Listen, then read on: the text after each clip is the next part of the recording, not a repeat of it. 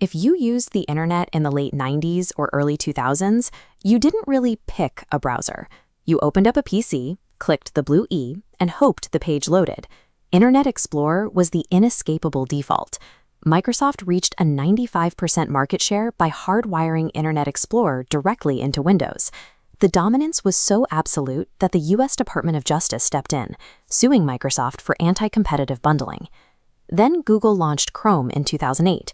It loaded pages faster, crashed less, and handled individual tabs separately. Speed shifted from a luxury to an expectation. Today, every major browser is fast. The choice you make now revolves around ecosystem integration, how much of your computer's memory the application consumes, and what kind of data it collects. But the competition you see is mostly a mirage. Notice how Edge, Opera, Brave, and Arc all branch out from a single central node, Google's Chromium engine. Outside of that architecture, there are only two major independent engines left, Apple's WebKit and Mozilla's Gecko. Because the underlying performance is mostly standardized by Chromium, picking a browser actually means deciding which corporate ecosystem you trust with your system resources and your digital footprint. First, we have what we'll call the ecosystem loyalists. These are users who prioritize seamless, cross-device synchronization above absolute privacy. Chrome excels here. Sign in once with a Google account, and your passwords, search history, and bookmarks follow you from your laptop to your phone instantly. If you use Gmail or Google Docs, it feels custom-built for your workflow. The catch is how Chrome manages your hardware. Open 20 tabs, and your laptop's fans will likely spin up. Chrome consumes massive amounts of RAM, turning from a lightweight application into a heavy drain on your system resources. Microsoft Edge is the direct alternative for Windows users. Rebuilt on that same Chromium engine, it offers the exact same compatibility as Chrome, but is deeply optimized to run smoothly on a PC. However, Edge offsets its better memory management with constant noise. The browser routinely serves OS-level prompts begging you to keep it as your default, and injects its AI copilot directly into your sidebar, whether you ask for it or not. Over on the Apple side, we have Safari. It operates completely independently from the Chromium engine, acting as the gateway to Apple's tightly guarded walled garden. Safari didn't win its massive market share through desktop dominance. It won by being the unchangeable default engine built into billions of mobile devices. On iOS, every competing browser you download is secretly forced to use Safari's underlying architecture. Because Apple controls both the software and the hardware, Safari is incredibly efficient. It drains far less battery and runs smoother than virtually any alternative. The drawback is isolation. Safari is completely detached from Android or Windows systems, and its isolated development means it often lags behind competitors in supporting new standards for website builders. Let's look at this quadrant chart. The x-axis tracks privacy and control, while the y-axis tracks convenience and syncing. Chrome, Edge, and Safari sit high on convenience, but rank low on privacy due to their data telemetry and ties to advertising networks. These browsers deliver frictionless productivity across your devices.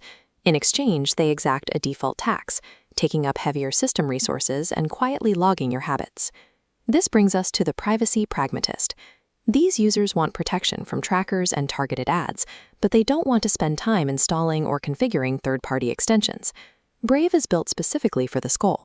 By stripping out third-party cookies and ad trackers natively at the engine level, pages actually load much faster than on standard Chrome setups. The operational trade-off here is that blocking so many background scripts will occasionally break complex websites. When an interactive map or login portal fails to load, you have to manually lower Brave's shields to proceed. DuckDuckGo offers an even simpler path. Their browser is designed around a strict set-it-and-forget-it philosophy, preventing web tracking with zero configuration needed from the user. This approach is anchored by its Fire button. A single click instantly wipes all of your active tabs, browsing history, and digital footprints. Next, we look at the resource maximizers.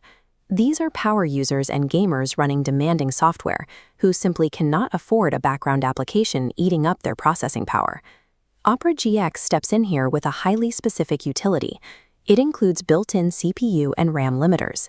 You can strictly cap how much memory the browser is allowed to touch, ensuring it never throttles your PC mid-task.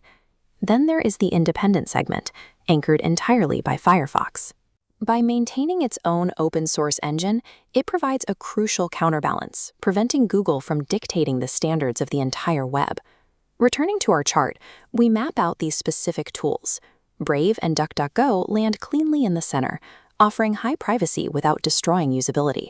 Firefox pushes higher on privacy with a minor dip in convenience, while Opera GX sits as an outlier for hardware control.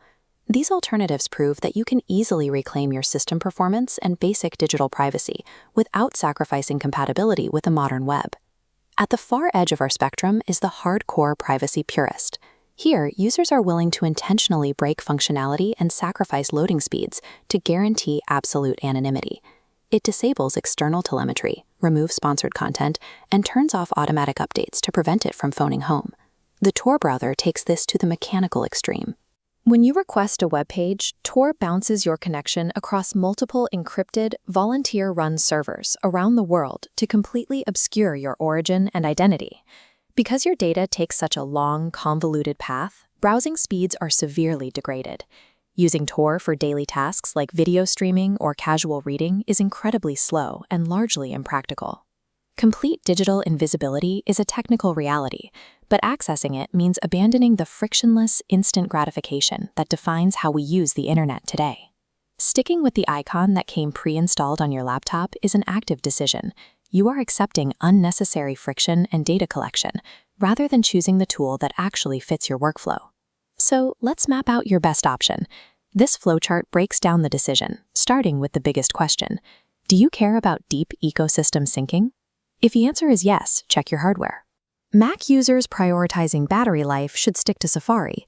Windows users with plenty of RAM can lean on Chrome, while those needing tighter memory management should activate Edge. If syncing doesn't matter and you want an ad-free experience with zero effort, choose Brave or DuckDuckGo. If you care about keeping web standards open and want deep customization control, download Firefox. And for the heavy multitaskers and gamers, your solution is mechanical.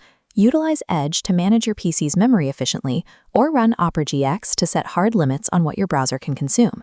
The hesitation most people feel about switching is based on a myth. Moving your bookmarks, passwords, and extensions from an old browser to a new one takes less than a minute. Pick the tool that actually solves your problems and download it today. But navigating this kind of default trap confusion doesn't stop at web browsers. The exact same illusion of choice is happening right now with artificial intelligence. To see why everyone uses ChatGPT and why they probably shouldn't, click the video on screen to see every AI model explained.